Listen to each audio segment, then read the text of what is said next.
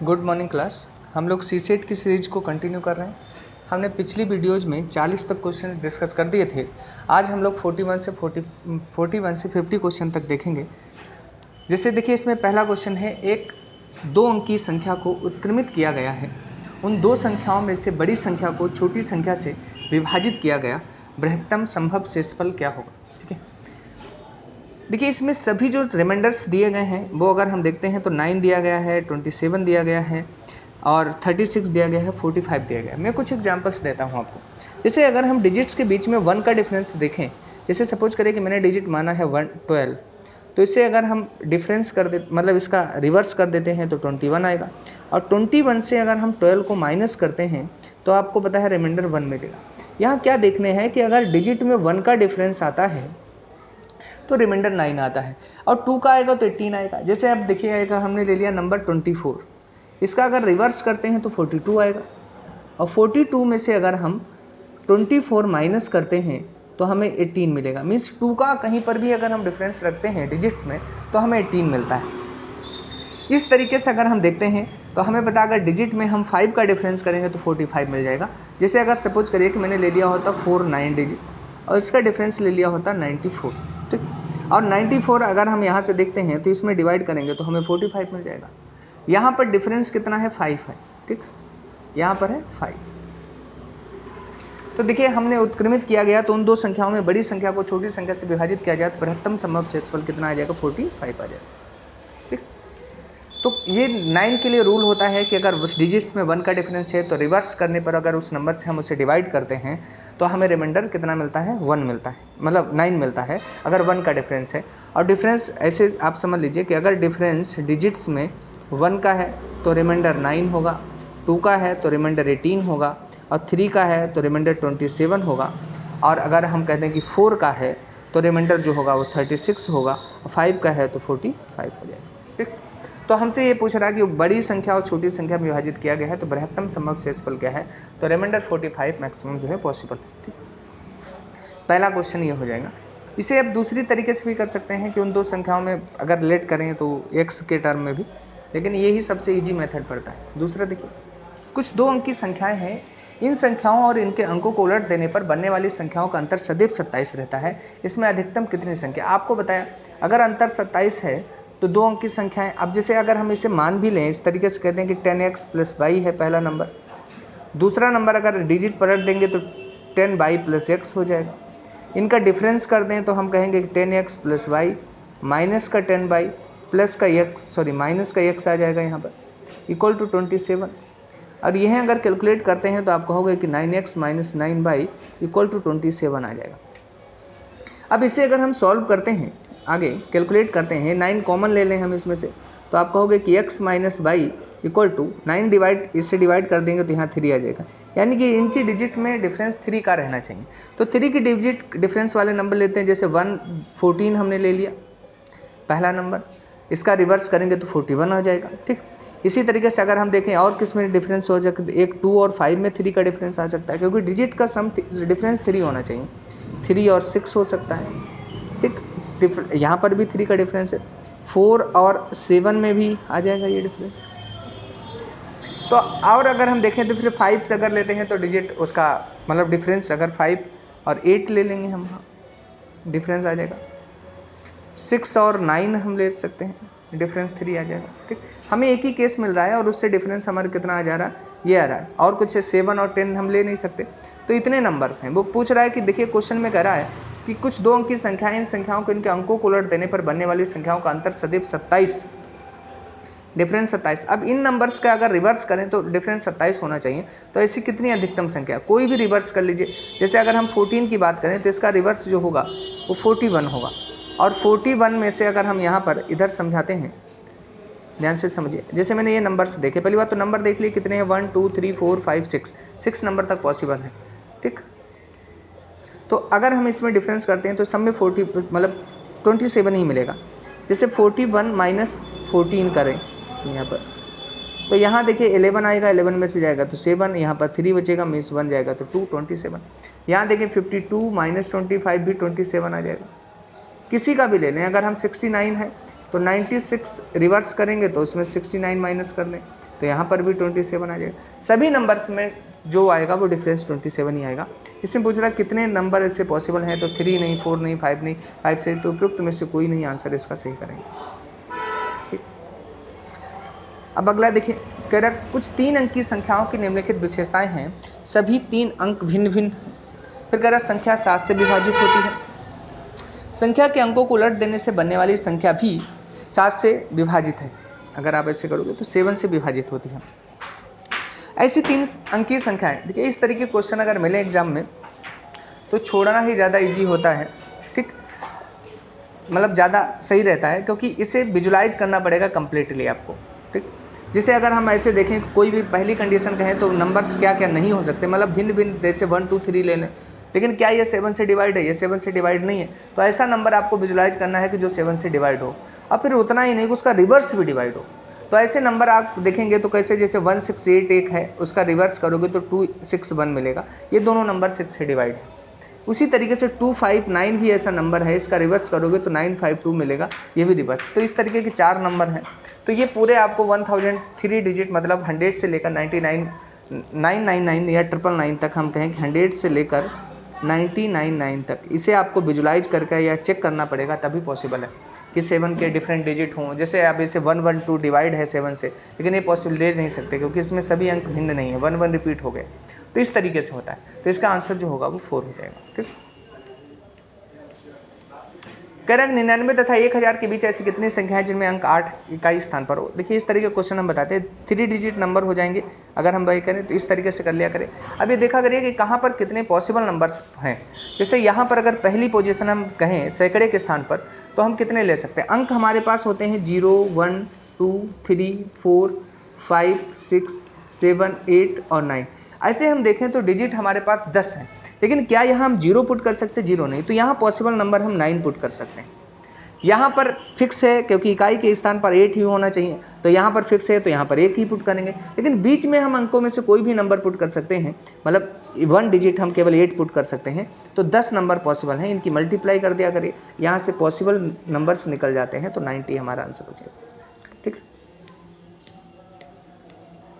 कह रहे यदि r और s दोनों अलग अलग पूर्ण संख्याएं हों और दोनों 5 से विभाज्य हों, तो इनमें से कौन सी अनिवार्यता सही नहीं है।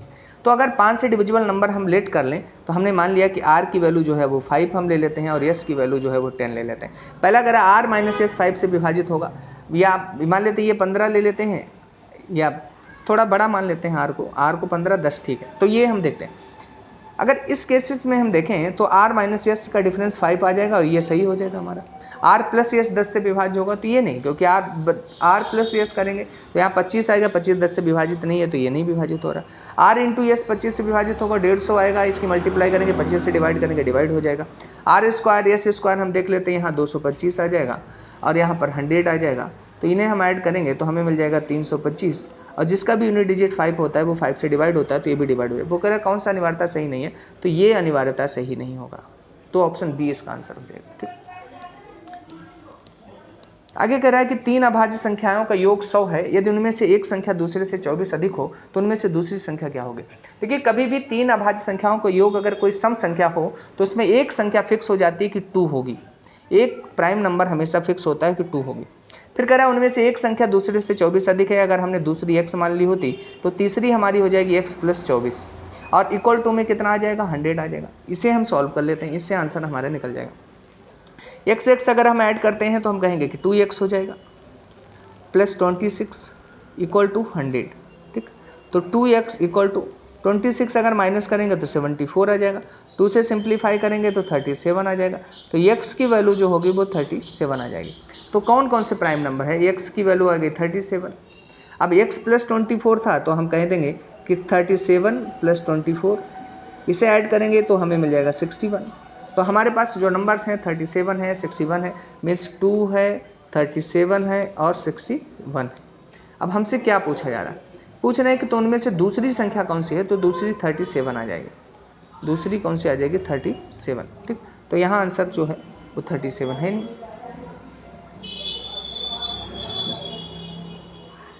3 अभाज्य संख्याओं का योग 100 है, यदि उनमें से एक संख्या दूसरे से 24 अधिक हो, ठीक, तो उनमें से दूसरी संख्या है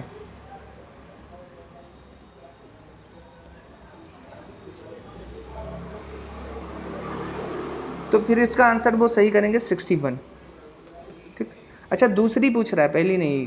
ठीक, तो दूसरी मतलब ये जो 24 अधिक वाली, तो 61 है हमारे ऑप्शन। ठीक। अगला, निम्नलिखित कथनों पर विचार कीजिए। प्रत्येक अपरिमेय एक वास्तविक संख्या। पहले तो ये समझ लीजिए वास्तविक संख्या या रियल नंबर हम किसे कहते हैं। दो प्रकार की संख्याएं होती है, एक काल्पनिक संख्या, एक वास्तविक संख्या। वे सभी संख्याएं वास्तविक संख्याएं होती हैं जिनका वर्ग एक धनात्मक संख्या आ जाए या मतलब पॉजिटिव नंबर आ जाए। जैसे हम कहें कि -√3 भी अगर हम देखें तो वास्तविक संख्या है, क्योंकि इसका अगर हम स्क्वायर करेंगे तो हमें कितना मिल जाएगा, 3 मिल जाएगा प्लस का, क्योंकि प्लस में मिल गया। जबकि √3 अगर हम देखें तो एक अपरिमेय संख्या है, तो ये पहला स्टेटमेंट सही हो जाएगा। दूसरा कह रहा है प्रत्येक वास्तविक संख्या एक परिमेय संख्या होती है, ऐसी बात नहीं, क्योंकि अगर यही मान लीजिए हम ले लेते √3 और माइनस का यहाँ पर या कुछ भी 4 ले लेते या माइनस का ले लेते, तो अगर आप देखोगे तो ये क्यूब में ही आ जाएगी, तो ये परिमेय नहीं होगी, क्योंकि क्यूब मतलब इसका स्क्वायर रूट खत्म नहीं हो सकता। अगर कोई भी नंबर रूट में रहता है वो परफेक्ट स्क्वायर ना हो तो वो परिमेय संख्या नहीं होगा। तो इसकी वजह से ये स्टेटमेंट जो होगा वो गलत हो जाएगा। प्रत्येक प्राकृतिक संख्या एक वास्तविक संख्या होती है, ये कह रहा, प्रत्येक प्राकृतिक संख्या एक वास्तविक संख्या होती है। सही बात, क्योंकि प्राकृतिक संख्याएं जो होती हैं वो 1 से लेकर 9 तक डिजिट से जितने भी बनती हैं वो सभी होती हैं और वो पॉजिटिव मिलेंगी अगर उनका स्क्वायर हम करेंगे। प्रत्येक पूर्णांक एक वास्तविक संख्या होता है, ये बात भी सही, 0 से लेकर किसी का, क्योंकि इसके लिए केवल एक शर्त होती है कि किसी भी संख्या का अगर हम वर्ग करते हैं और वो अगर हमें धनात्मक प्राप्त होता है तो वो वास्तविक संख्या होगी। जैसे कि हम एक एग्जाम्पल देके समझाते हैं।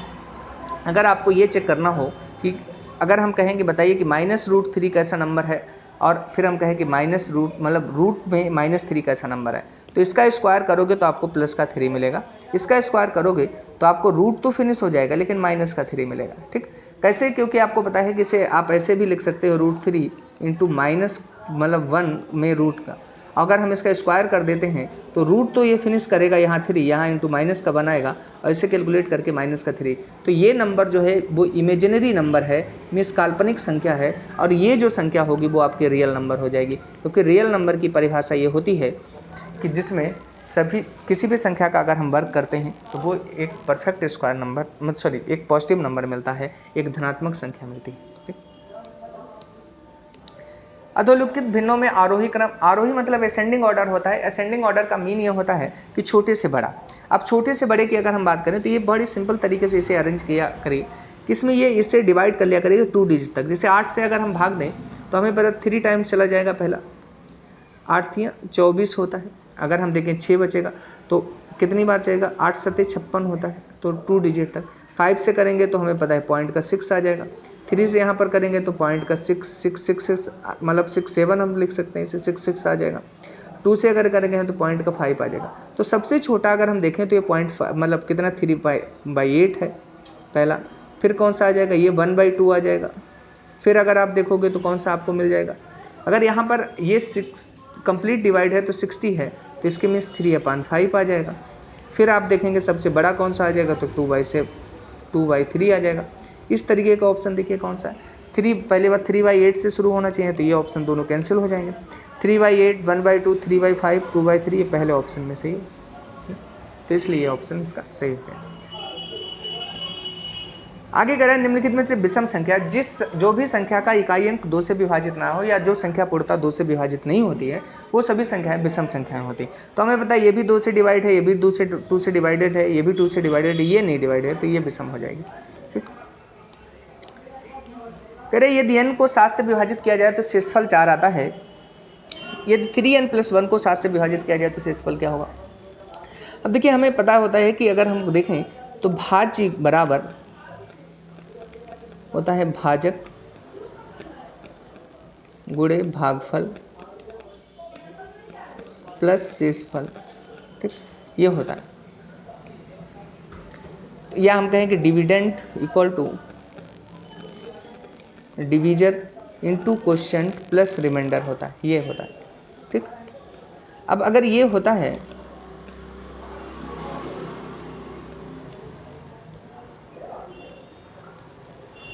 क्वेश्चन,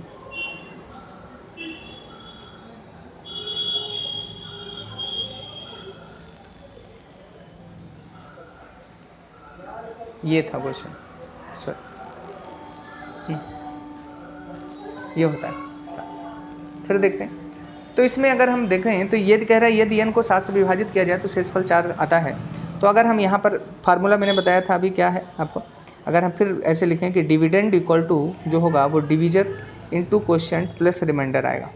तो यहाँ पर अगर हम क्वोशिएंट 1 लेट कर लेते हैं तो नंबर n है, तो n को डिविडेंड n है आपका भाज्य जो होता है, तो यहाँ पर 7 इंटू 1 प्लस 4 यानी तब n हमारा हो जाएगा 11।